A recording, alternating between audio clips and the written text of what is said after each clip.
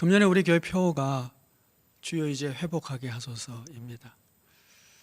우리가 원하는 회복이 있고 하나님께서 원하시는 회복이 있을 것입니다. 우리는 예전에 일상으로 돌아가는 것을 우리의 회복이라고 말한다면 하나님께서는 너희가 바른 신앙으로 참된 신앙으로 회복하기를 원한다. 아마 그렇게 말씀하실 것입니다. 그래서 우리가 먼저 우리의 회복을 꿈꾸기 전에 하나님께서 원하시는 회복의 모습으로 회복되는 것을 먼저 꿈꾸고 기도할 수 있기를 원합니다. 지난주에 우리가 함께 나눈 말씀은 에스라와 그의 백성들이 포로로부터 귀환해서 한 모습들을 통해서 하나님께서 기뻐하시는 회복의 모습이라는 게 뭘까? 이런 것들을 생각했습니다. 한 세 가지가 있었는데 첫째는 예배의 회복이고 두 번째는 말씀의 회복이고 세 번째는 교회와 성도의 거룩의 회복입니다. 아마 예배의 회복이 가장 기초적이고 출발점이 될 것 같습니다. 예배는 하나님 앞에서 하나님의 면전에서 하나님의 영광 앞에 서는 것인데 우리가 진정으로 하나님 앞에 서서 바른 예배를 드릴 수만 있다면 그 나머지는 저절로 회복이 되어지지 않을까 하는 생각도 해봅니다. 금년이 들어서면서 제가 저녁 예배를 시작했습니다. 오후 예배를 드릴 수가 없기 때문에 지난주에 저녁 예배를 드렸는데 혹시 참여하셨습니까? 한 100여 명 아마 접촉수가 나오는 것 같은데요. 저는 오랜만에 저녁 예배를 드리면서 너무 좋았습니다. 아마 어릴 적부터 체질이 저녁 예배를 드리던 그런 모습이라서 그런지 몰라도 또 현장에서 드리니까 좀 다르긴 하겠지만 참 좋았습니다. 저녁 예배가. 아마 오후 예배로 안 돌아갔으면 좋겠다는 그런 마음도 참 생겼어요. 어떻든 성도가 예배의 현장에서 혹은 우리의 예배의 하나님 앞에서의 은혜가 회복이 되어진다면 그것이야말로 회복의 신호탄이 될 것이라고 생각을 합니다. 예배의 회복 참 중요하고 첫 번째입니다. 두 번째는 말씀 신앙의 회복인데 여기서 말씀 신앙의 회복은 말씀 열심히 읽자, 성경 공부하자 그런 얘기가 아닙니다. 하나님의 말씀을 하나님만큼이나 귀하고 높게 여기고 하나님의 말씀을 최고의 가치로 두는 말씀 존엄의 신앙을 회복하는 것이죠. 지난주도 말씀을 드렸습니다만은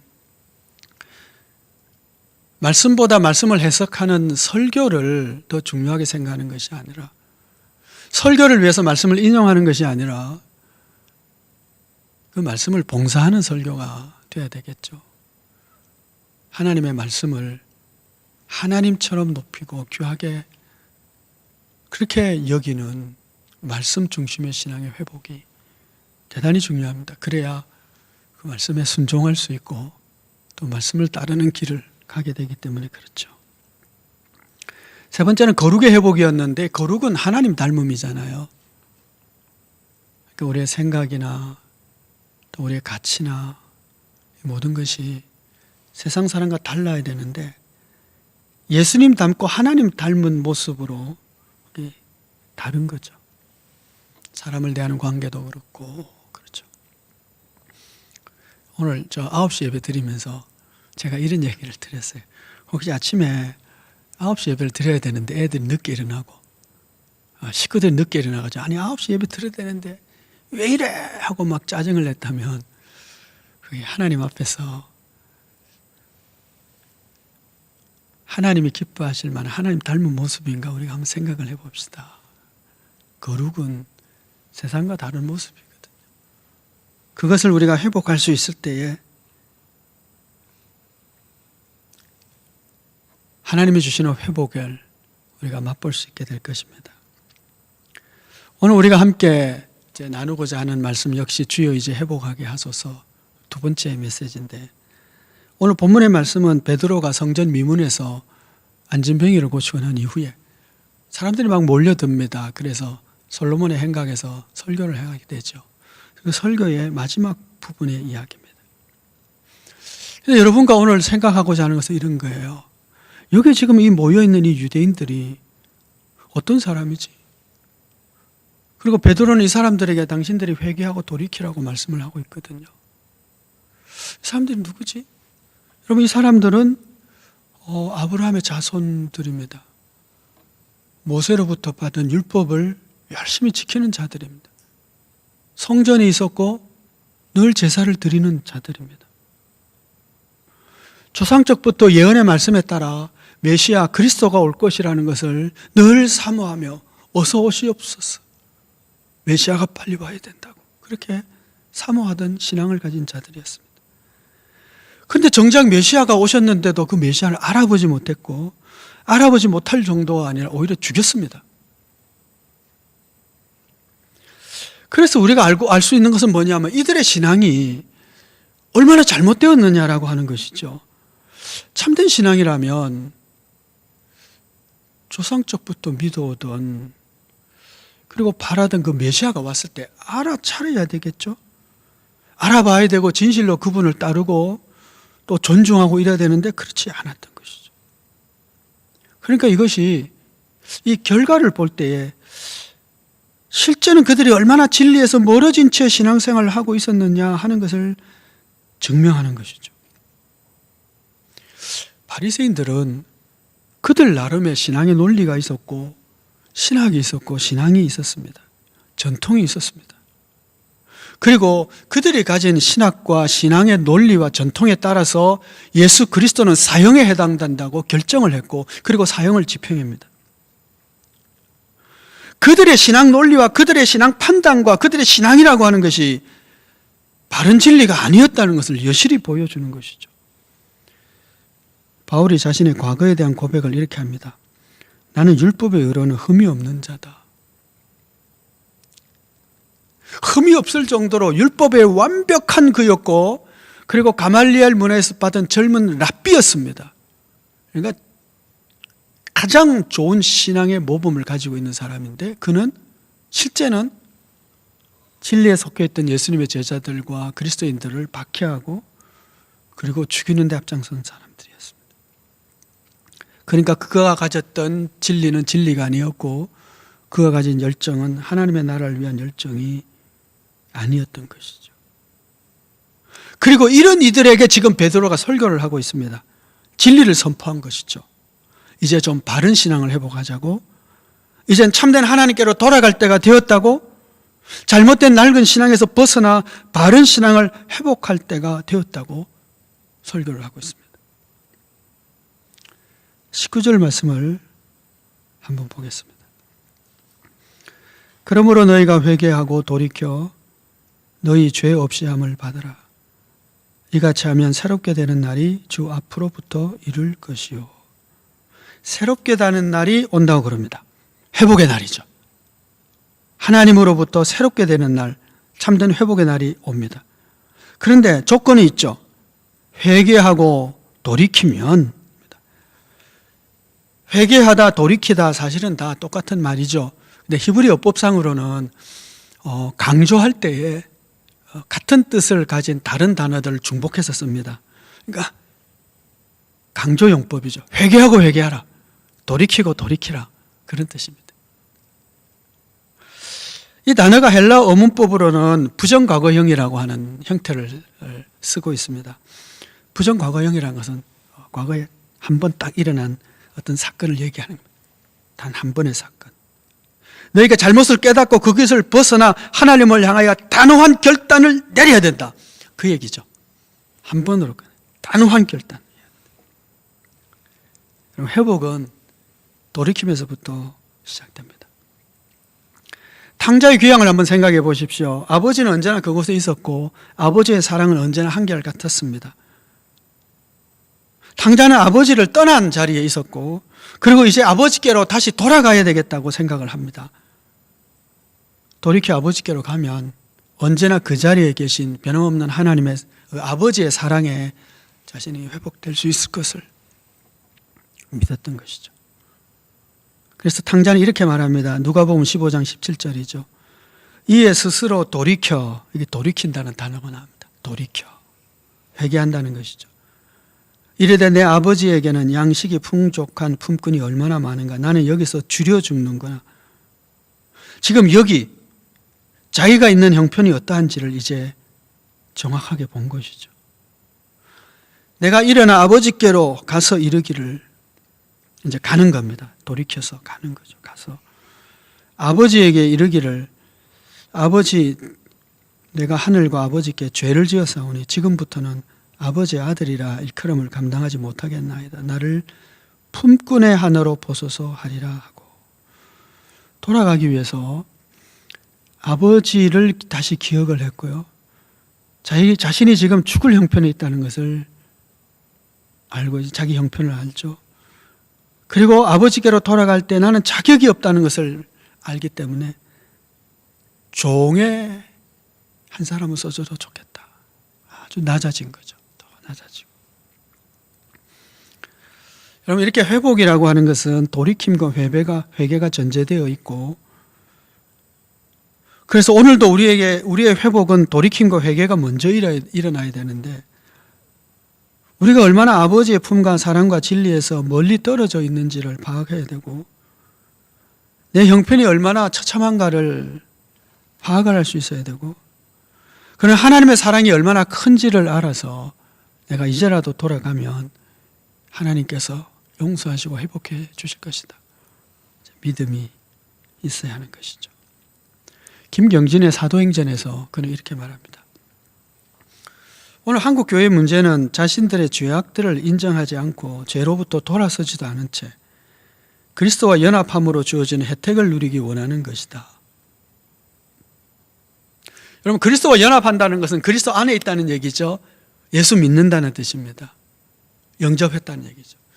예수를 영접함으로 얻게 되는 혜택만 관심을 가지고 있지, 죄악을 인정하지도 않고 죄로부터 물 돌아서지도 않은 채 예수 믿음으로 받게 되는 복만 가지려고 한다는 거죠. 그런데 회개할 때의 용서와 새롭게 됨을 얻는다고 회복을 말씀하고 있거든요. 회복을 진정으로 원한다면 우리가 먼저 우리의 죄를 고백하고 회개하고 돌이켜야 됩니다. 우리들이 얼마나 하나님의 법과 하나님의 마음과 생각에서 멀리 떨어져 있는지 알아야 하고, 이제 그 잘못된 행위들을 과감하게 떨쳐버리고 삶의 방향을 바꾸어야 합니다. 그렇게 하면 죄의 용서와 새롭게 되는 날이 주 앞으로부터 이를 것이다. 그렇게 성경이 말씀하고 있습니다. 죄의 용서와 더불어 새롭게 되는 날을 주는 것입니다. 새롭게 된다는 것은 이전과 다른 날이라는 것이죠. 질적으로 다른 날이죠. 죄의 용서뿐만 아니라 이전과는 전혀 다른 어떤 차원의 삶이 시작이 된다는 것입니다. 바로 저 하나님의 나라로부터 이 땅에 뚫고 들어오는 그 하나님의 나라를 맛보는 것이죠. 혹시 성찬식 때 그런 생각 안 하셨어요? 이렇게 떡을 받고 잔을 받으면서 떡도 좀 큰 거 주고 이 잔도 좀 큰 거 주면 안 될까? 혹시 그런 생각 안 하셨어요? 아니면 전병 요만한 거 주고 잔도 요만한 거 주는데 좀 떡도 이만큼 배부를 만큼 잔도 좀 이만큼 좀 안 좋을, 혹시 그런 생각 안 하셨어요? 그렇습니다. 참 작은 떡이고 작은 잔입니다. 그러나 그것이 상징하는 바가 무엇이냐면요, 저 하나님의 나라에서 우리가 완벽하게 그리스도 안에서 누릴 그 영원한 잔치를 지금 맛보는 겁니다. 그리스도의 몸과 잔에 참여함으로 그 기쁨을 약간 맛보는. 그래서 그 작은 떡과 잔을 나누면서 장차 그리스도 안에서 함께 누릴 영원한 완벽한 잔치를 우리가 기대하고 소망하는 것이죠. 아주 작은 부분을 체험하는 것입니다. 우리가 회개하고 우리에게 오는 하나님의 나라, 질적으로 다른 나라가 어쩌면은 아주 작을지 모릅니다. 회개하고 받게 되는 우리의 위로가 아주 작은 위로일 수 있어요. 작은 평안일 수 있어요.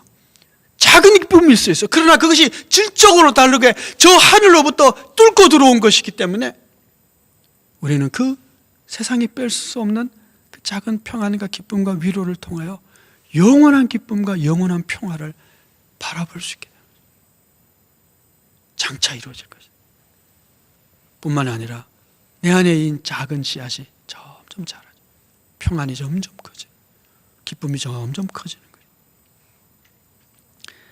그렇게 우리는 한 걸음 한 걸음 하나님의 나라를 이 땅에서 자그만하게 누리면서 또 그래서 점점 확대돼 가면서 완벽한 하나님의 나라의 그 기쁨의 잔치를 향하여 나아갈 수 있게 되는 것이죠.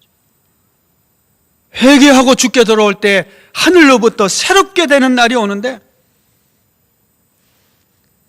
작게 올 수 있습니다. 우리가 아무리 많이 받았다 할지라도, 아무리 평화가 크다 할지라도 하나님 나라에서 받을 평강에 비하면 아주 작은 한 부분입니다.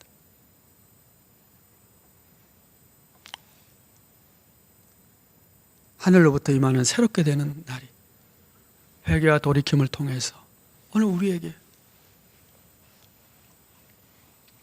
임하게 되기를 축복합니다. 어떤 분이 이런 표현을 했어요. 교회의 시작은 성도의 회복이고 교회의 마지막은 만물의 회복이다. 여러분, 교회는 이렇게 시작하잖아요. 회개하고 예수 믿어서 하나님의 자녀로 신분이 회복되어지고, 그렇죠? 하나님 백성으로 회복되어지고, 하나님 의롭다 칭해지는 자로 회복되어지고, 그렇게 해서 성도의 회복을 통해서 교회가 시작이 되죠. 그렇게 시작된 교회의 마지막은 만물의 회복이라는 겁니다. 그래서 여러분, 우리가 이 프로세스를 잘 생각을 하고 기억을 해야 되는데요. 한 개인의 회복으로부터 시작해서 교회가 공동체가 되고 그것이 만물의 회복에 이르기까지 교회는 끊임없이 이 회복이 우리 가운데 확대되고 또 확장되어지는 이 만물의 회복을 위해서 진행하다가 마지막 종말에 완벽한 회복의 날을 만나게 되는 것이죠. 그래서 우리의 신앙생활을 한다는 것이요, 그런 거예요. 하나님 우리에게 주시는 회복이 나를 통해서 자꾸 확대되어가는, 뭔가 사랑이 흘러가고 회복도 흘러가는 것이죠. 가끔씩 제가 말씀을 드리는데, 그 성경에서 말하는 의라고 하는 것이 뭐냐, 의라고 하는 것이 뭐냐. 산상보훈에 나오잖아요. 심령이 가난한 자, 그래서 나는 가진 것이 죄밖에 없다, 그거거든요. 그러니까 그렇게 내가 죄인인 것을 인정할 때 천국이 시작이 되는 거죠. 애통하고. 그 다음에 이제 의에 줄이고 목마른 자가 되는 거거든요. 근데 여기 이제 의가 뭐냐가 굉장히 중요하거든요. 이게 세상적 정의하고 너무 다르기 때문에, 그래서 제가 자주 말씀을 드리는데 자꾸 그걸 기억을 하셔야 돼요. 의는 하나님과의 관계 회복입니다. 1차적으로 하나님과의 관계. 그래서 하나님이 의롭다 칭해 주시는 거예요. 그게 의거든요. 하나님이 의롭다고 하는데 누가 뭐라 하겠어요? 하나님, 심판자가 의롭다고 하는데. 그게 이제 1차적인 의예요.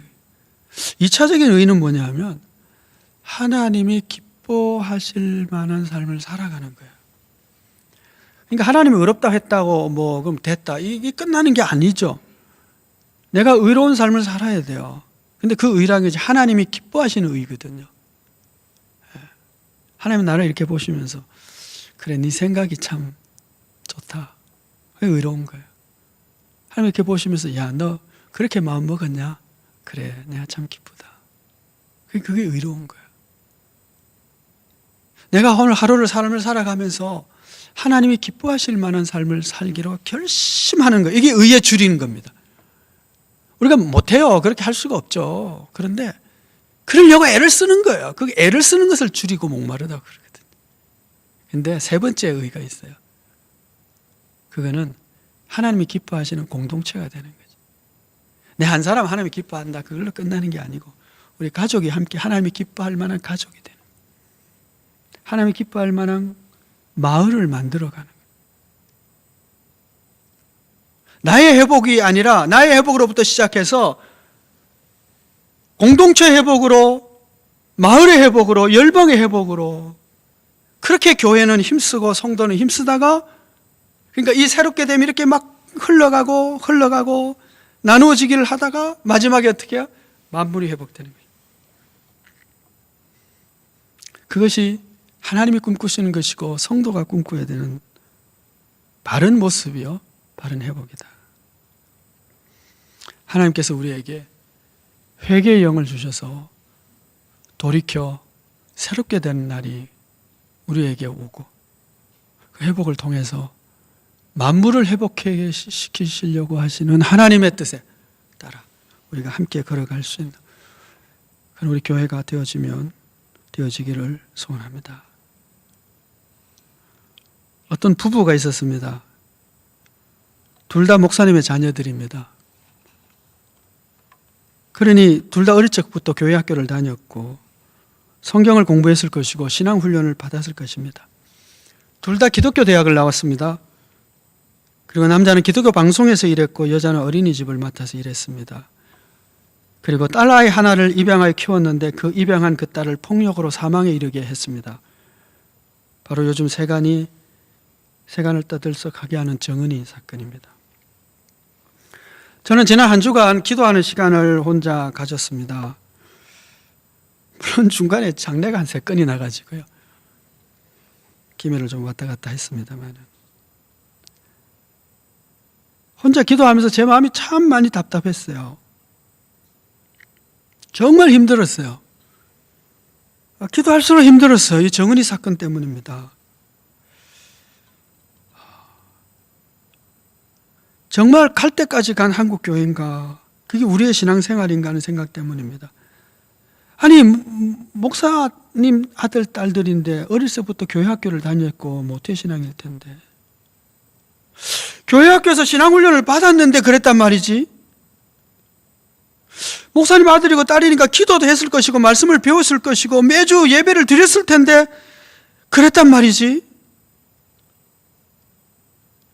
그렇다면 오늘 이 한국 교회 교육과 훈련이 다 그런 것이 아니지만 만들어낸 결과가 이런 것이 있다면 우리 교회 학교의 신앙훈련이라는 게 진짜 바른 것일까?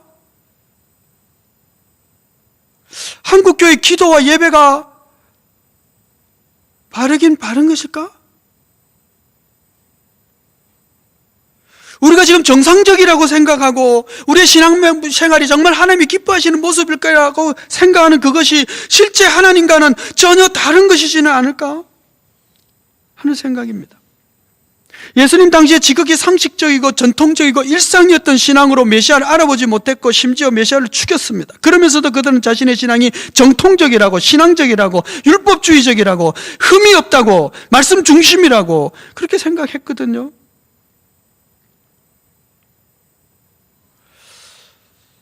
어쩌면 지금 우리도 그럴지 몰라.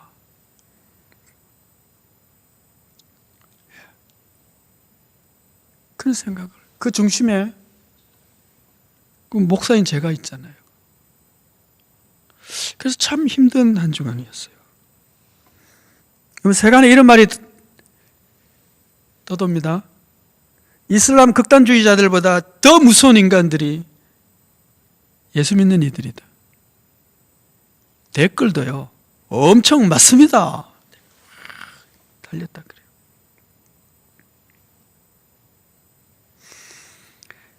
회복은 회개하고 돌이킴에서부터 시작되는데, 그러려면 우리 자신의 상태를 주목하는 것에서부터 시작해야 됩니다.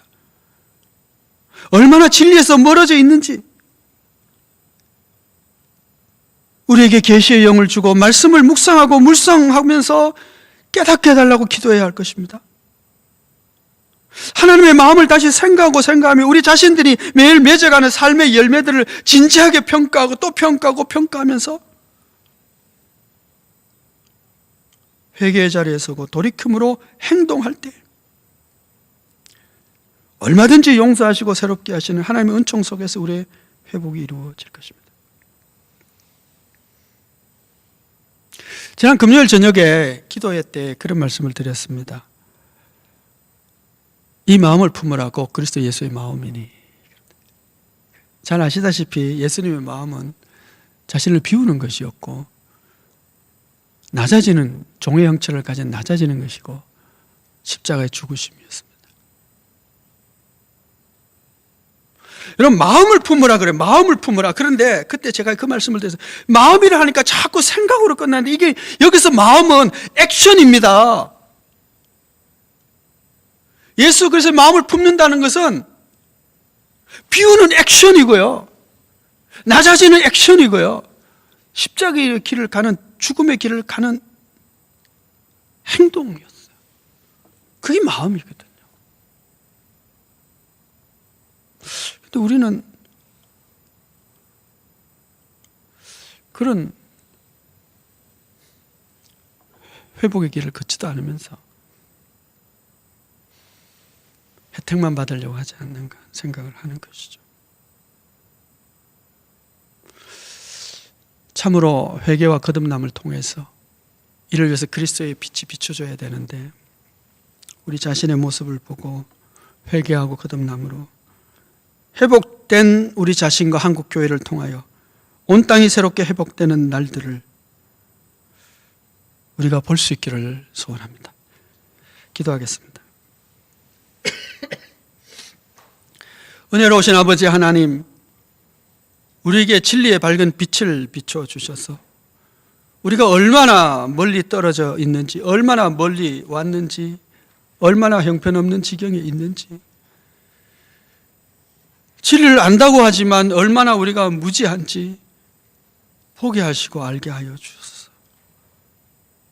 더하여 회개의 영을 주사 돌이켜 하나님을 향하여 달려갈 수 있게 하여 주시기를 원합니다. 언제나 용서하시고 회복시키시는 하나님으로 인하여 저희가 소망을 갖습니다. 돌이킴을 통하여 용서와 하늘로부터 임하는 이 새로운 날, 이 회복을 통하여 만물을 회복시키기 위하여 다시 일어서는 저희들 되게 하여 주옵소서. 예수 그리스도의 이름으로 기도하옵나이다. 아멘.